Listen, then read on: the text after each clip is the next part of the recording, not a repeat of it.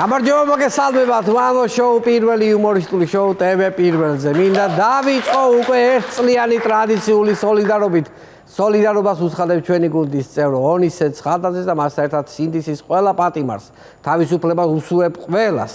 მინდა ვისარგებლო შემთხვევით ძვირფასო ტელემაყურებლებო და მადლობა გადაუხადო ყველა იმ მოქალაქეს, რომელიც გამოეხმაურა ჩვენს თხოვნას და გვერდში დაგვიდგა ფინანსური კრიზისის დროს. შეგახსენებთ ვისაც გაქვთ სურვილი გვერდით დაუდგეთ ჩვენს გადაცემას, შეგიძლიათ იხილოთ ინფორმაცია ნებისმიერი ჩვენი ვიდეოს კომენტარებში, ვანო შოუს Facebook გვერდზე და ჩვენს YouTube არხზე. იქ წერია იქ ანგარიშის ნომერი, რაღაცა დახასიათება და ასე შემდეგ. რა დღეში ვართ, იქ წერია კარგად.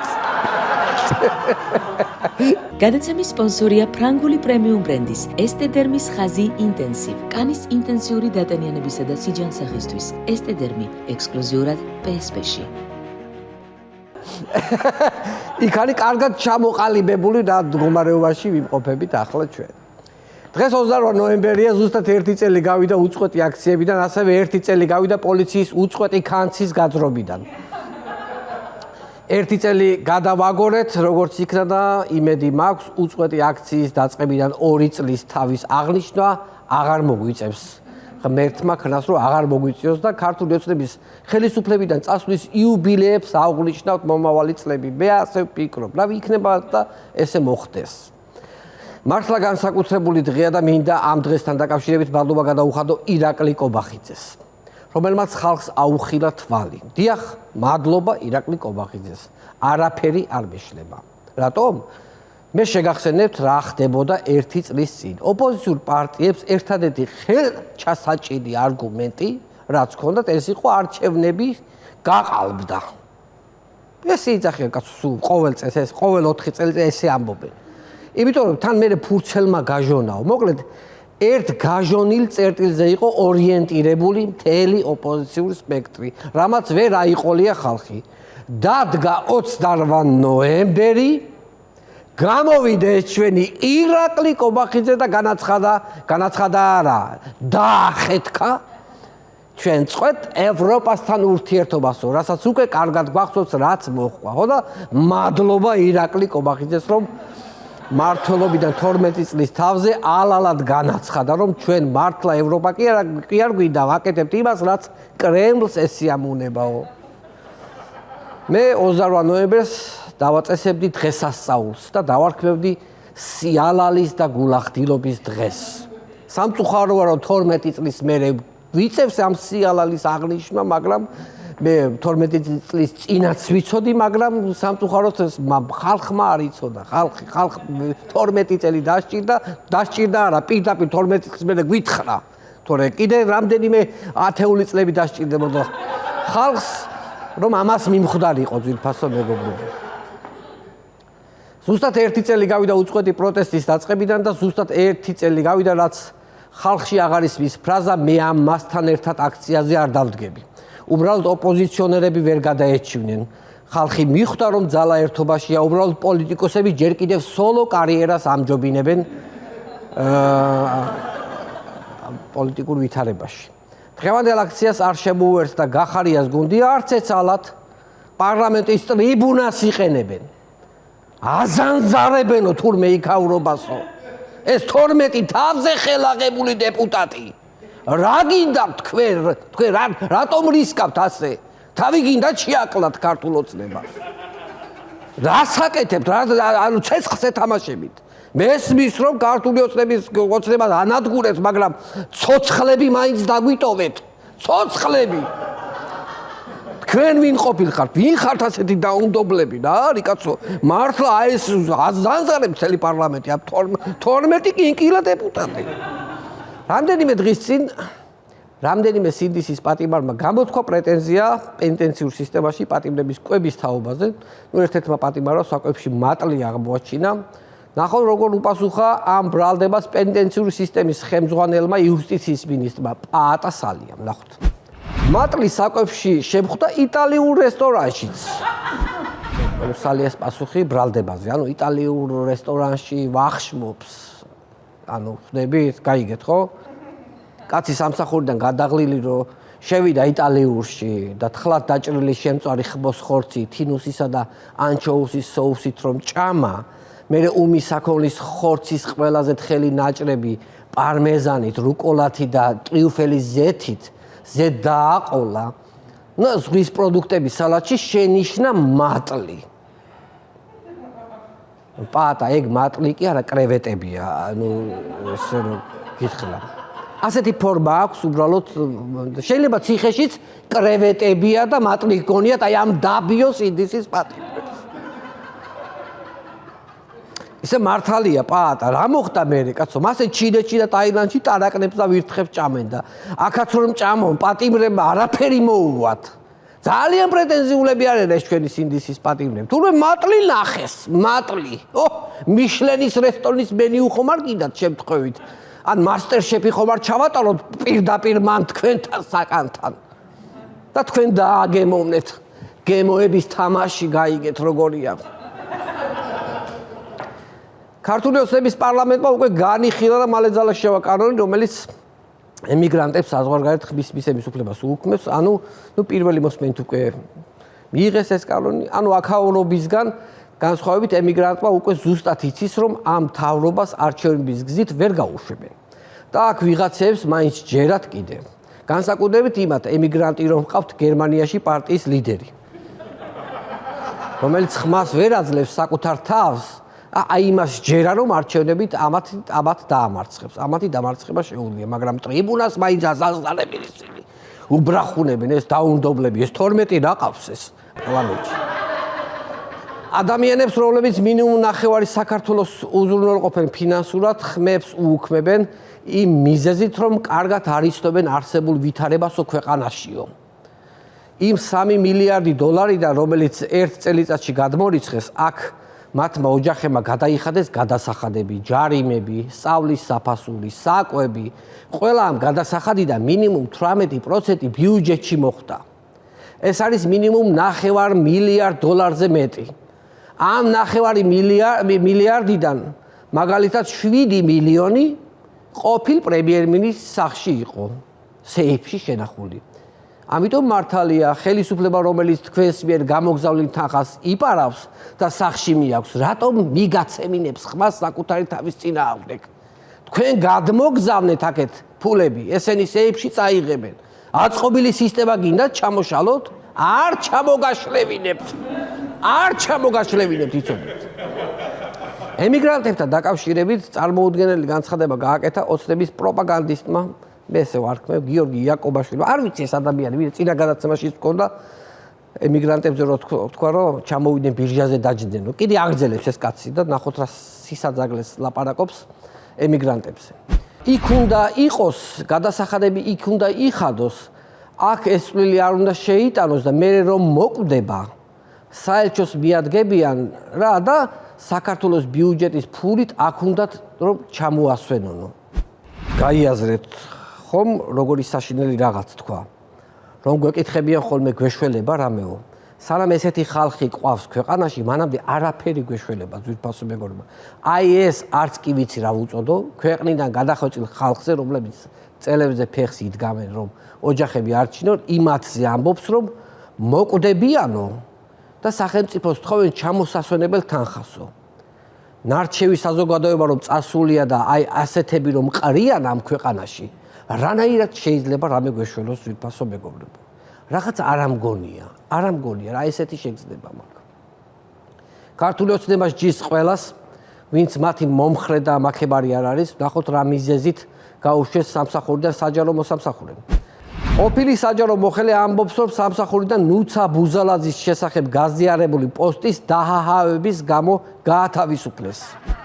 ნუცა ბუზალაძის დაჰაჰავების გამო გაუშვეს სამსახურიდან. ამიტომ უნდა იცოდეს საჯარო მოხელეებმა, რომ ნუცა ბუზალაძე ყველა სიპის და აიპის უნდა უყვარდეს. და კატეგორიული მოთხოვნაა, რომ ნუცას ყველა სიმღერა უნდა დაგულოთ, ან ჩახუტების სმაილი უნდა დაუწეროთ. ვით ვერ დაიმახსოვრეთ ამ საჯარო მოსამსახურეებმა, რომ საქართველოში თქვენ საყვარელ მომღერლად დანიშნულია ნუცა ბუზალაძე.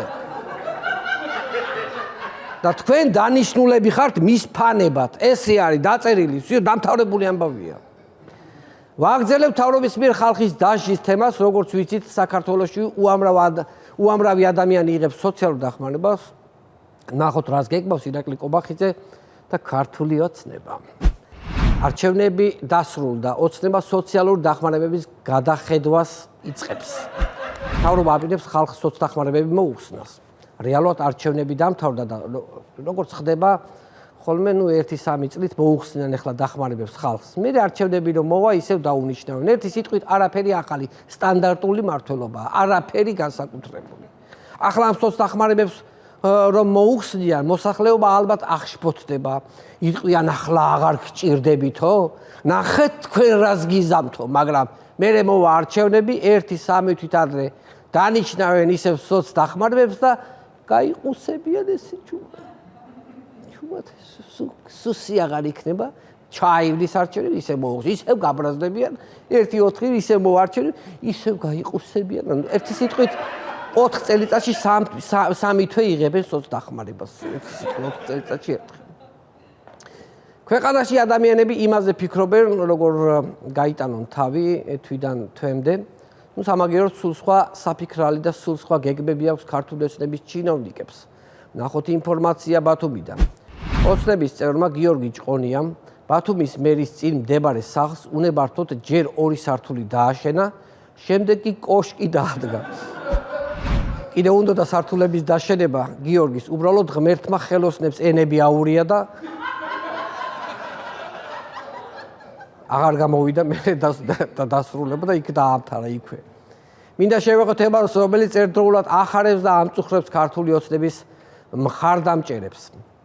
ბიძინა ივანიშვილმა კრედიტსუის საბოლოოდ მოუგო სასამართლო პროცესი. 600 მილიონი აქვთ გადასახდელი. ეს ახარებს, მაგრამ ამწუხრებთ ის, რომ ამ თანხას არავინ არ უხდის სანქციების გამო. ამ თემასთან დაკავშირებით გულის ამაჩუყებელი სიტყვებით შეამყო ბიძინა ივანიშვილი მომღერალმა უცნობმა. მოდით ნახოთ რა თქვა მან. ის არის სოფელში დაბადებული უნიჭიერესი ქართველი პატარა ბიჭი, რომელიც ფეხში შველი გაიზარდა. მე მეცაც გეტყვით, ბიძინა თურმე ფეხში შველი დაიბადა. მე აგერ კაცი ამბობს ფეხში შველი გაიზარდაო და ისე მიდის საქმე, სანქციები თუ დაუწესეს, ფეხში შველი გააგრძელებს ცხოვრებას დარჩენილი წლები 150 წლამდე. ჩვენ ესე ვარაუდობთ. მინდა შემოგთავაზოთ ერთი ძალიან საინტერესო ვიდეო, რომელიც ასახავს თუ როგორ შრომობენ ქართული ოცნების დეპუტატები 24/7-ზე და როგორი პასუხისგებლობით უდგებიან ნებისმიერ საკითხს. ნაწყვეტი საპარლამენტო კომიტეტის ხდომიდან კომიტეტს უძღვება ოცნების დეპუტატი ქალბატონი ეკა ჭიჭინაძე. დღის წესრიგი გვაქვს ესეთი. საქართველოს კანონში ცვლილებების შეტანის თაობაზე. მომხსენებელი დღეს გვეყოლება განათლების, მეცნიერების და ახალგაზრდობის მინისტრის მოადგილე ზვიად გაბისონია და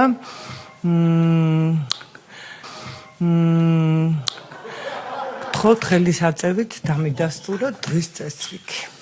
კარგი, ძალიან დიდი მადლობა. სხდომა დასრულებულია. შეგაწუხებთ მეორე მოსმენას.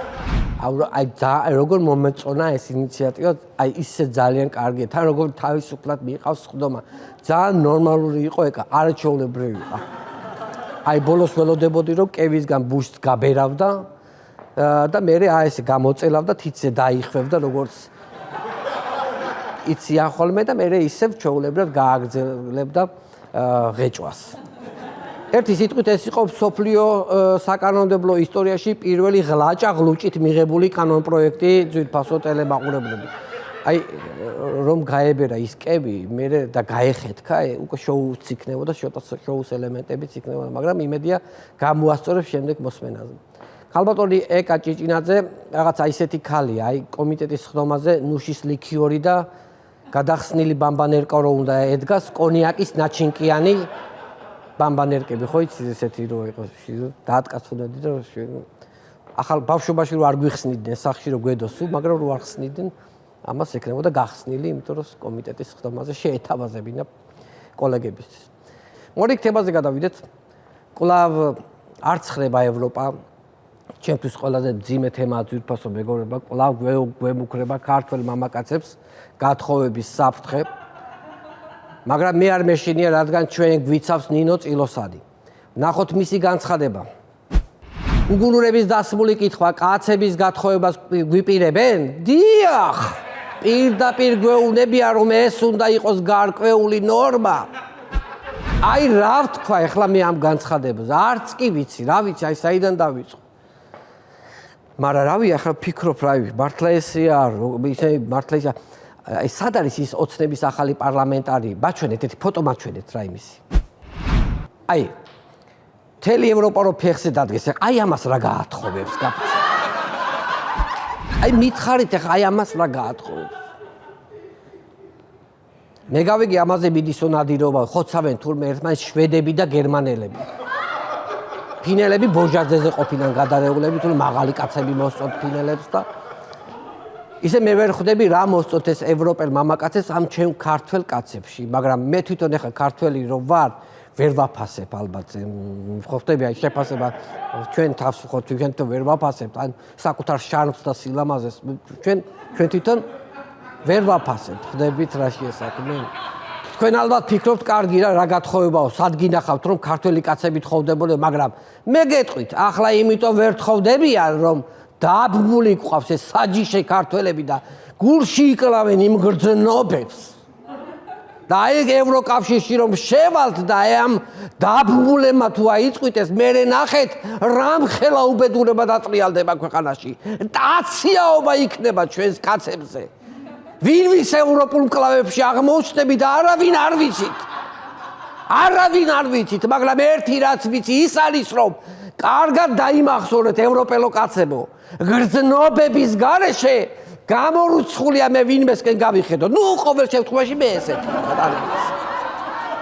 მე ესეთი ვარ და სხვებზე თავს ვერ დავდებ, არ ვიცი. აი ეს მინდოდა რაც მე თქვა თვითფასო მეგობრებო. დიდი მადლობა, ეს იყო დღევანდელი ჩემი მონოლოგი, იმედია ჩემს ბენდს სულ მალე გააფრთხილოთ ბენდი თამლალეგების ნებად. მადლობთ.